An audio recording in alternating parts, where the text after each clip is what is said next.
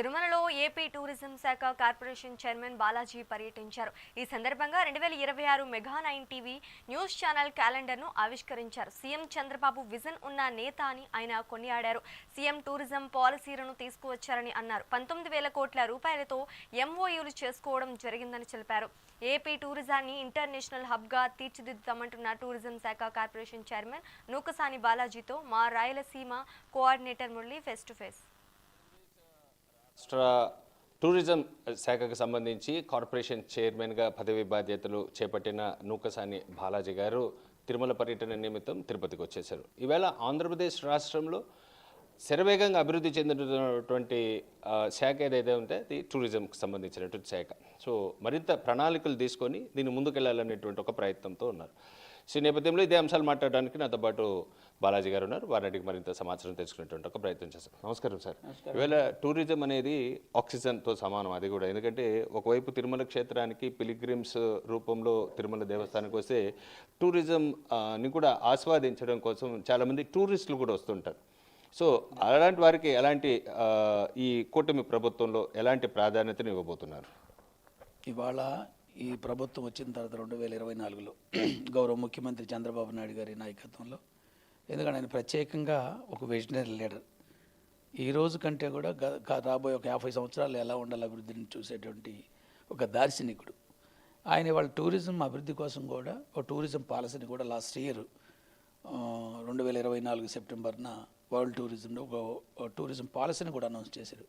తద్వారా ఎక్కువ మంది ఇన్వెస్టర్స్ వచ్చి ప్రభుత్వం ఇచ్చే రాయితీల వలన ఇన్వెస్ట్మెంట్లు పెట్టి టూరిజం యాక్టివిటీస్ని పెంపొందించడానికి, హోటల్స్ కావచ్చు, రిసార్ట్స్ కావచ్చు, రెస్టారెంట్లు కావచ్చు, వీటన్నిటిని ప్రమోట్ చేయించడానికి ఒక టూరిజం పాలసీ, తద్వారా ఇన్సెంటివ్స్ అన్నీ ఇవ్వడం జరిగింది. దానివలన ఇవాళ మొన్న జరిగినటువంటి విజయవాడలో జరిగినటువంటి last month confederation of Indian industry సమ్మిట్లో 19,000 కోట్ల రూపాయలు ఓన్లీ టూరిజం డిపార్ట్మెంట్లోనే ఎంఓయూలు చేసుకోవడం జరిగింది. ఆ దిశగా వాటిని ఇంప్లిమెంటేషన్ కోసం కూడా స్పెషల్ డ్రైవ్గా అధికారులు పెట్టేసి ఇన్వెస్టర్స్ని ఎవరైతే ఎంఓయూ చేసుకుని వాళ్ళ ద్వారా ఇన్వెస్ట్మెంట్లు పెట్టిస్తే వాళ్ళకి అవసరం ల్యాండ్ అలాట్ చేయడం ఇవన్నీ జరుగుతుంది. అదే క్రమంలో తిరుమలను కూడా బాబు గారు గవర్నమెంట్ ఈ ప్రభుత్వం వచ్చిన తర్వాత, తెలుగుదేశం పార్టీ, జనసేన, బీజేపీ కూటమి వచ్చిన తర్వాత చంద్రబాబు నాయుడు గారి నాయకత్వంలో ఈ టూరిజం డెవలప్మెంట్ కూడా తిరుమలలో కూడా అభివృద్ధి చెందడానికి అనేక చర్యలు తీసుకోవడం జరుగుతుంది. ఓబెరాయ్ హోటల్స్ కావచ్చు, రకరకాల ఇంటర్నేషనల్ లెవెల్ ఫేమస్ బ్రాండెడ్ హోటల్స్ని ఇక్కడ తీసుకురావాలనేటువంటి ప్రయత్నం. అదేవిధంగా వివిధ రెస్టారెంట్ని, ఈ విధంగా రిసార్ట్స్ని, బీచ్లను కూడా ప్రమోట్ చేస్తూ ఆంధ్రప్రదేశ్లో టూరిజం అభివృద్ధి చేస్తూ ముందుకెళ్తున్న పరిస్థితి. అంటే ఇటీవల కాలంలో ఈ టూరిజంకి సంబంధించి కొన్ని నిర్ణయాలు అయితే తీసుకున్నారు. అంటే తిరుమలకి సంబంధించి సుదూర ప్రాంతాల నుంచి వచ్చేటువంటి భక్తులు చాలామంది ఉంటారు. సో వారికి ఇచ్చేటువంటి ప్యాకేజ్ సిస్టమ్స్లో కొంత తేడాలు రావడంతో హోల్డ్ చేసినటువంటి పరిస్థితి. సో దాన్ని మరి ఓవర్ థింక్ చేయడానికి ఏమైనా ప్రయత్నాలు చేస్తున్నారు? ఎస్, డెఫినెట్లీగా ఏదైతే మంచి ఇష్యూ ఉందో, వాస్తవ విషయాలు ప్రజలకు ఉపయోగపడేటువంటిది టూరిజం ప్రమోట్ చేయడానికి ఏ అవకాశాలు ఉన్నాయో అన్నింటినీ చంద్రబాబు నాయుడు గారు సానుకూలంగా ఆలోచించేటువంటి పరిస్థితి. అసలు టూరిజం ప్రమోషనే ఆయన యొక్క బ్రెయిన్ చైల్డ్ లాగా ఉంటుంది. ఇక్కడ మీరు అన్నట్టు గతంలో టూరిజంకి ప్యాకేజ్ టికెట్లు ఉండేది. అంటే ఒక 1000 టికెట్స్, దర్శన టికెట్స్ 300 రూపాయలకి శీఘ్ర స్పెషల్ ఎంట్రీ దర్శనం అని వాళ్ళకు ఒక 1000 టికెట్లు ఉండేది. దాని కాస్ట్ 300 రూపాయలు. అంటే వివిధ ప్రాంతాల నుంచి హైదరాబాద్, మెడ్రాస్, బెంగళూరు, కోయంబత్తూర్, ఊటీ, ఇలా డిఫరెంట్ ప్లేసెస్ నుంచి, లేదా విజయవాడ, డిఫరెంట్ ప్లేసెస్ నుంచి భక్తులని వచ్చి ఇక్కడ దర్శనం చేయడానికి ఒక సెక్యూర్డ్ దర్శనం, స్పెషల్ ఎంట్రీ దర్శనం, దానికి ఒక 300 రూపాయలు. అయితే టికెట్ వాల్యూ 300 రూపాయలు. ఇక్కడ ఒక అపోహ ఆరోపణ ఏంటంటే, గతంలో కొన్ని పొరపాట్లు జరిగినట్టుగా నా దృష్టి కూడా వచ్చింది గత గవర్నమెంట్లో.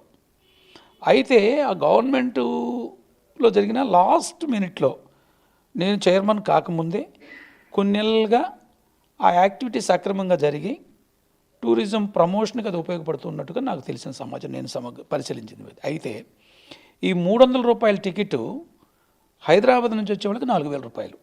అంటే టికెట్ 300. వారిని బస్సులో హైదరాబాద్ నుంచి తిరుమలకు తీసుకొచ్చి, what ever the amount comes to APTDC, it is nothing but to the government means. అంటే మా ప్రభుత్వం ధ్యేయం కూడా ఏంది? ఎంప్లాయ్మెంట్ జనరేట్ చేయాలి, టూరిజం ప్రమోట్ చేయాలి. ఈ రెండు ఉన్నాయి కాబట్టి గౌరవ ముఖ్యమంత్రి దృష్టికి తీసుకెళ్ళాను.